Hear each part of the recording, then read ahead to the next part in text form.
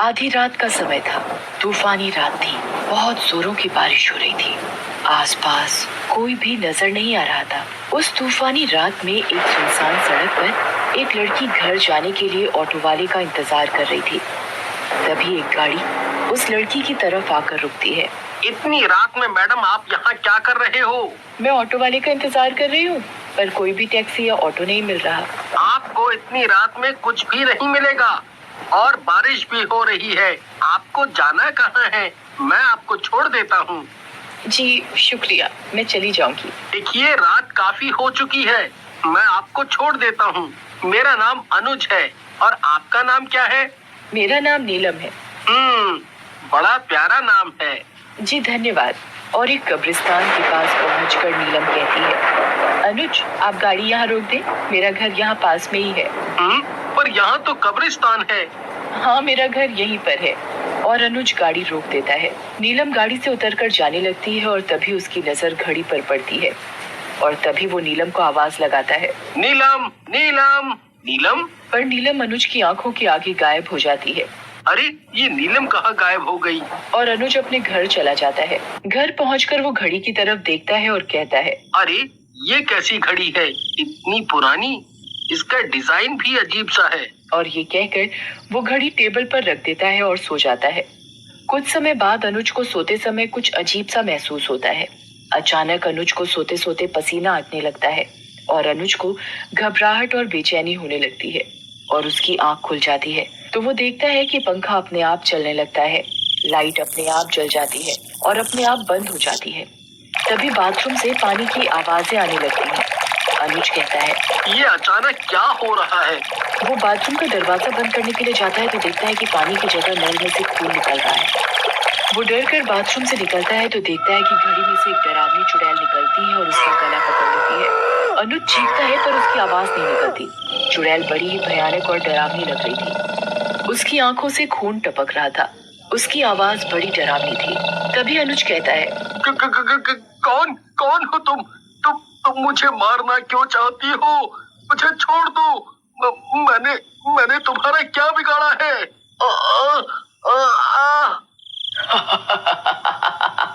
और अनुज का सिर दीवार में जोर जोर से पटकती है। अनुज के सिर से खून निकलने लगता है। चुड़ैल तब तक अनुज को नहीं छोड़ती जब तक उसकी मौत नहीं हो जाती। अनुज की मौत हो जाती है और घड़ी फिर टेबल पर होती है और तभी अनुज की मौत की खबर सुनकर अनुज का दोस्त नवीन आता है। इतनी बेरहमी से किसने मारा? कौन मार सकता है? अनुज का तो किसी से कोई लड़ाई झगड़ा नहीं था और ना ही कोई दुश्मनी थी। फिर कौन ऐसा कर सकता है? कौन कर सकता है?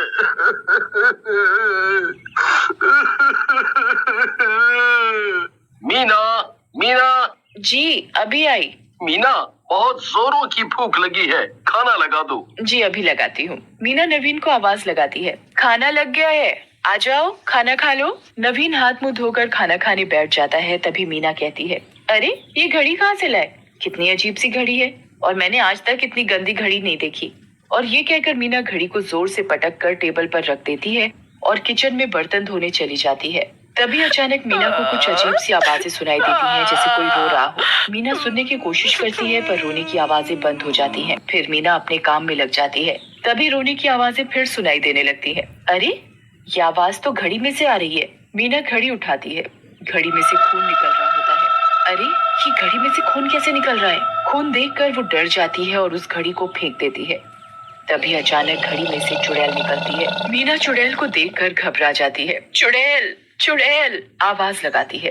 क्या बोल रही थी? कितनी गंदी घड़ी है, कितनी बेकार है। मैं तेरा ऐसा हाल करूंगी कि तेरी रूह तक कांपेगी। अरे मैंने तुम्हारा क्या बिगाड़ा है? मुझे छोड़ दो प्लीज। तभी चुड़ैल गुस्से से आग बबूला हो जाती है और मीना का अपने नाखूनों से सारा मुंह खरोच देती है। उसके मुंह से खून खून निकलने लगता है। मीना चीखती रह जाती है पर उसकी आवाज नवीन तक नहीं पहुंच पाती। मैं तुझे मारकर और ताकतवर बन जाऊंगी। और अपने दोनों हाथों से मीना का गला दबा देती है और घड़ी टेबल पर रखी होती है। अगली सुबह, मीना, मीना, ये तुम्हें क्या हो गया? तुम्हें किसने मार डाला? किसने मार डाला? मेरा क्या होगा? मैं तुम्हारे बिना कैसे रहूंगा?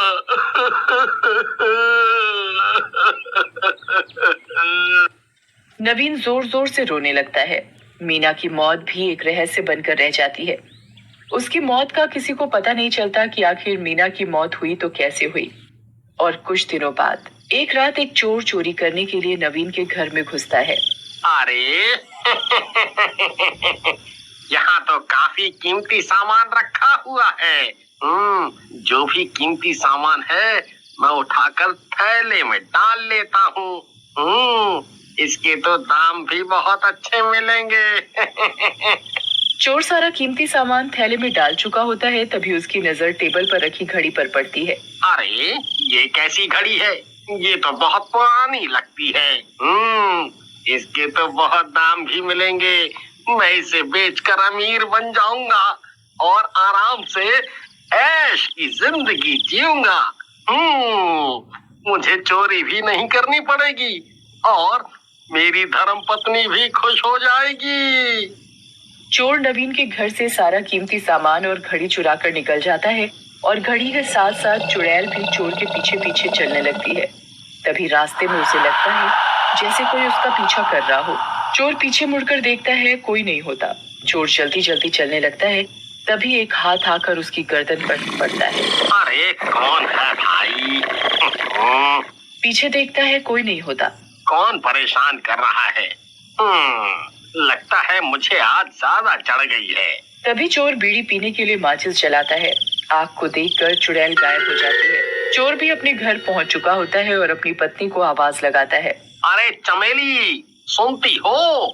देखो आज बहुत ही तगड़ा माल हाथ लगा है। अरे वाह, अब तो हमें किसी चीज की परेशानी नहीं होगी और तुम्हें चोरी भी नहीं करनी पड़ेगी। चमेली कीमती सामान देखकर बड़ी खुश होती है। अरे ये कैसी घड़ी है? आय हाय, कितनी पुरानी घड़ी है। इसे क्यों उठा लाए? इसका तो दाम भी नहीं मिलेगा। अरे तुझे क्या पता, बाजार में पुराने सामान की बहुत कीमत मिलती है। अब तू ये सब छोड़ और खाना लगा दे। आज तो खाना भी स्वाद लग रहा है। लगता है खुशी के मारे कुछ ज्यादा ही खा लिया। मैं तो चला सोने। आज चैन की नींद सोऊंगा। हाँ हाँ, सो जाओ, मुझे तो अभी रसोई का काम निपटाना है। और चमेली रसोई में बर्तन धोने लगती है। तभी पीछे से चुड़ैल चमेली की चोटी पकड़कर खींचती है। अरे क्या हुआ? मेरी चोटी क्यों खींच रहे हो? पर कोई नहीं बोलता। अब क्या तुम्हारे मुंह में दही जम गई है? काम करने तो बहुत काम पड़ा है और तुम्हें मजाक सूझ रहा है। पर कोई आवाज नहीं आती। चमेली पीछे मुड़कर देखती है तो उसके होश उड़ जाते हैं। एक भयानक चुड़ैल उसके पीछे खड़ी है। एक हाथ निकलकर चमेली की गर्दन पकड़ लेती है। क्या बोल रही थी? मैं कितनी पुरानी खड़ी हूँ और बेकार भी, मेरे कोई दाम भी नहीं देगा। चमेली का गला और जोर से घोटने लगती है। तुम कौन हो? मुझे छोड़ दो, मुझे मत मारो। छोड़ दूं? नहीं, कभी नहीं, मैं तुझे मार डालूंगी। जैसे चुड़ैल चमेली का सिर दीवार में मारती है तो चमेली का हाथ लालटेन पर लग जाता है और आग निकलने लगती है। आग देखकर चुड़ैल गायब हो जाती है। अजी सुनते हो? अरे मुझे चुड़ैल से बचाओ, ये चुड़ैल मुझे मार डालेगी। अरे भगवान, क्या हुआ? क्यों चिल्ला रही हो जैसे कोई चुड़ैल देख ली हो? हाँ हाँ, चुड़ैल ही है। और चमेली अपने पति को सारा वाकया बताती है और कहती है, कल ही हम तांत्रिक बाबा के पास चलेंगे। मैं एक पहुंचे हुए बाबा को जानती हूँ, वो ही हमें इस चुड़ैल से पीछा छुड़ा सकते हैं। अगले दिन तांत्रिक बाबा के पास पहुंचकर, बाबा हमें बचाओ, इस घड़ी में चुड़ैल है, ये तो हमारी जान के पीछे हाथ धोकर पड़ी है। क्या हुआ बालिके, तुम ऐसे क्यों कह रही हो? इस पुरानी घड़ी में ऐसा क्या है? बाबा, जो भी इस घड़ी की बुराई करता है, घड़ी उसे मार डालती है। ऐसी बात है क्या? चलो मैं भी इस घड़ी की बुराई करके देखता हूँ। बाबा भी घड़ी की बुराई करने लगते हैं। हाय हाय हाय हाय हाय हाय, ये कैसी घड़ी है? इतनी बुरी घड़ी तो मैंने आज तक अपनी जिंदगी में नहीं देखी। तभी घड़ी से चुड़ैल निकलकर बाबा के सामने आ खड़ी होती है। कौन है जो मेरी बुराई कर रहा है? मैं सबको मार डालूंगी, किसी को भी जिंदा नहीं छोड़ूंगी। बाबा तभी चुड़ैल के ऊपर गंगा जल डालता है और उससे पूछता है, ऐ घड़ी वाली चुड़ैल, तू इस घड़ी में क्या कर रही है और सबको क्यों मार रही है? अरे इस घड़ी ने ही मेरी हंसती खेलती जिंदगी बर्बाद कर दी। क्यों, कैसे? मैंने अपनी सहेली को ये घड़ी तोहफे में दी थी। कुछ समय बाद उसके घर में सबकी मौत हो गई और सब लोग इस घड़ी को ही उनकी मौत का कारण बता रहे थे और मुझे मुजरिम। मैंने इसी चक्कर में फांसी लगा ली और तभी से मेरी आत्मा इस घड़ी में है और जो भी इस घड़ी को उल्टा बोलता है मैं उसकी जान ले लेती हूँ। बाबा चुड़ैल की आत्मा को शांति देता है और उस घड़ी को पीपल के नीचे दबा देता है। इस घड़ी में है और जो भी इस घड़ी को उल्टा बोलता है मैं उसकी जान